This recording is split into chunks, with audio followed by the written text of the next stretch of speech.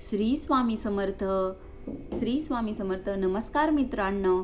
तर आपल्या स्वामी विचारसार या स्वामीमय आणि भक्तिमय चॅनलमध्ये आपले मनपूर्वक स्वागत. तर आपण आता उद्या जी आपल्याला तिथी आहे तर ती उद्या आहे ते चैत्र शुद्ध पंचमीची तिथी आहे. तर आपलं आता नवरात्र चालू आहे. तर हे नवरात्र आपलं चैत्र नवरात्र चालू आहे. तर ते आता उद्याच्याला 5वा दिवस आहे. तर 5व्या दिवशी विशेष करून पंचमी अशी मानली जाते. तर हा पंचमीचा दिवस जो आहे तो आपण माता सरस्वतीला समर्पित असतो. मग या दिवशी आपण कोणती उपासना करायची आहे तर या दिवशी आपण सरस्वती मातेची उपासना करतो. तर सरस्वतीची मातेची उपासना म्हणजे काय तर ही बुद्धीची देवता आहे सरस्वती माता. तर या दिवशी तुम्ही जर सरस्वती मातेचे जर पूजन वगैरे केले तर तुम्हाला बुद्धी आणि त्याचबरोबर विद्या पण प्राप्त होते. तर यश ही देणारे दिवस मानला जातो. मग या दिवशी आपण माता सरस्वतीची जी पूजा काही आहे तर तीच जाणून घेणार आहोत. तर या दिवशी तुम्हाला काय करायचं आहे तर सकाळी लवकर उठायचं आहे, शुचिर्भूत होऊन स्नान करायचं आहे आणि माता लक्ष्मीला आपण असं पिवळ्या वस्त्रावर हंतरून किंवा पांढऱ्या वस्त्रावर जर हंतरले तरी अतिशय उत्तमच. तर त्या दिवशी आपण एक पाट घ्यायचा आहे, पाटावर स्वच्छ वस्त्र वगैरे टाकायचं आहे आणि माता सरस्वतीचा आपण अभिषेक करून घ्यायचा आहे सर्वप्रथम आणि त्यानंतर त्यांना स्थानापन्न करून घ्यायचा आहे. त्यानंतर आपण फुले वगैरे व्हायचे आहेत. तर तुम्ही प्रसाद म्हणून खीर करू शकतो किंवा फळे वगैरे देऊ शकता. पण विशेष करून जर फळांमध्ये पिवळ्या रंगाची फळे जर समर्पित केली माता लक्ष्मीला तर अतिशय शुभ ठरते. अक्षदा न विसरता आपण व्हायच्या आहेत. तर अक्षदाला ही देवामध्ये म्हणजे देवपूजेमध्ये खूप महत्त्वाचं मानले गेलेलं आहे. म्हणून तुम्ही अक्षदा फूल वगैरे वाहून घ्यायचं आहे. त्यानंतर आपण फळांचा वगैरे नैवेद्य दाखवायचा आहे. तर या दिवशी आपल्याला महत्त्वाचं काय करायचं आहे तर या दिवशी आपण पंचमीच्या दिवशी आपण माता सरस्वतीचा दिवस आहे हा.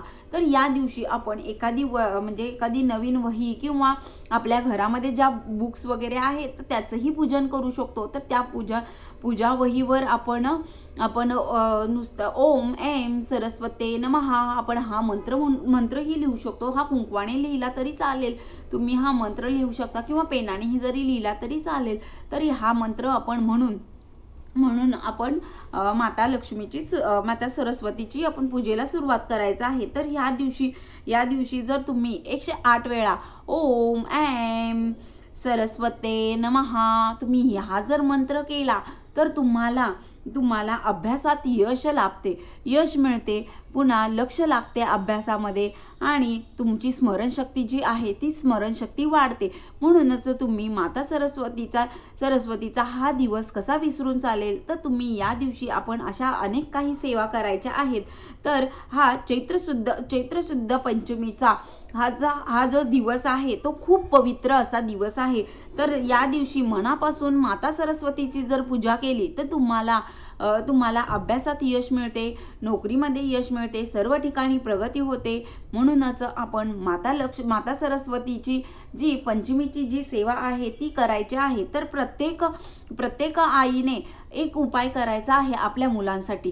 तर तो कोणता आहे तर माता सरस्वतीचा हा दिवस आहे. तर हा माता सरस्वतीचा जो बीज मंत्र आहे तो बीज मंत्र आपण ओम ऐं सरस्वते नमः हा जो आहे मंत्र त्याच्यामधला बीज मंत्र जो आहे तो एम आहे. तर तो एम मंत्र जो आहे तो आपण प्रत्येक आईने आपल्या मुलाच्या जिभेवर सोन्याच्या काडीने किंवा दर्ब्याच्या काडीने किंवा जर तुमच्याकडे जर दर्ब्याची काडी जर नसेल किंवा सोन्याचा तर दागिना प्रत्येकाकडे असतोच, मग तो आपण स्वच्छ धुवून आपल्या प्रत्येक आईने आपल्या मुलाला जिभेवर एम म्हणून लिहायचा आहे. मी तुम्हाला डिस्प्लेवर दाखवणारच आहे. तर तो तुम्ही मंत्र प्रत्येक आईने आपल्या मुलाच्या जिभेवर लिहायचा आहे, हा मधाने लिहायचा आहे. तर या दिवशी हा उपाय केल्याने त्याची जे मुखी सरस्वती वसते म्हणून आपण हा करायचा आहे. प्रत्येक कार्यामध्ये त्याला अभ्यासात यश मिळते आणि स्मरणशक्ती वाढते. शिवाय अभ्यासात लक्ष लागते, व्यवस्थित तो मार्क्स वगैरे पाडू शकतो। मग यासाठी आपण हा छोटासा उपाय करायचा आहे।